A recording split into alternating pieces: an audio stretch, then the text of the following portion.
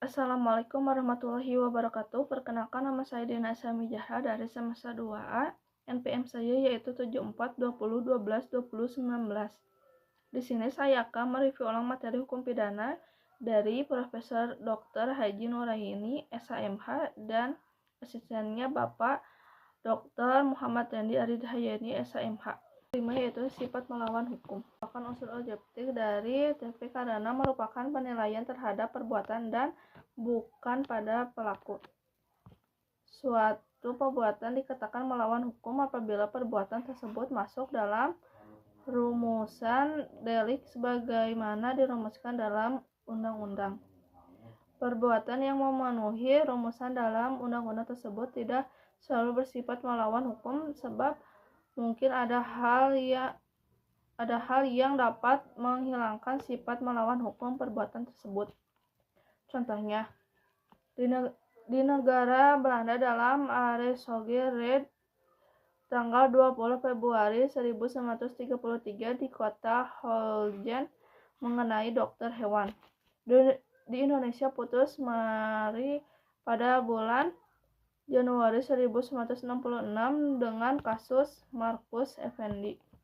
Sifat melawan hukum terdiri dari yang ke-1 melawan hukum formil, yang kedua melawan hukum material.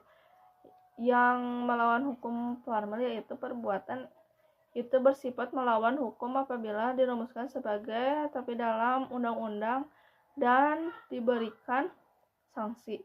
Sifat melawan hukum dapat dihapus apabila diatur berdasarkan undang-undang. Jadi, melawan hukum sama dengan bertentangan dengan undang-undang tertulis.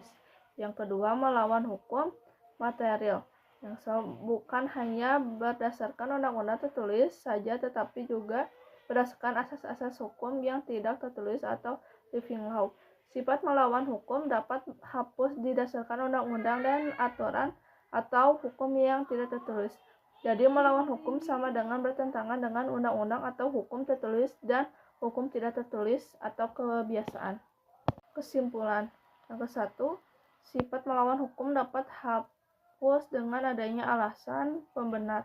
Yang kedua, menurut sifat melawan hukum formil, alasan pembenaran hanya dapat diambil berdasarkan hukum tertulis. Yang ketiga, menurut sifat melawan hukum material, alasan pembenar dapat diambil dari hukum tidak tertulis.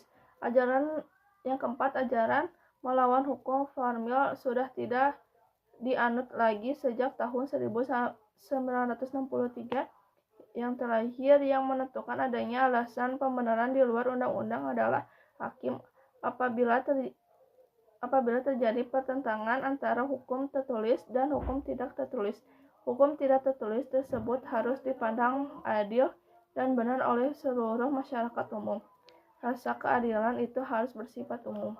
Sifat melawan hukum teori dari 1. Sifat melawan hukum formil, yaitu suatu perbuatan bersifat melawan hukum apabila perbuatan tersebut dirumuskan dalam undang-undang sebagai suatu tapi dan diancam dengan sanksi pidana. Yang kedua, perbuatan tersebut dapat hapus sifat melawan hukumnya apabila diatur berdasarkan undang-undang. Yang terakhir, jadi menurut ajaran ini melawan hukum sama dengan melawan atau bertentangan dengan undang-undang tertulis.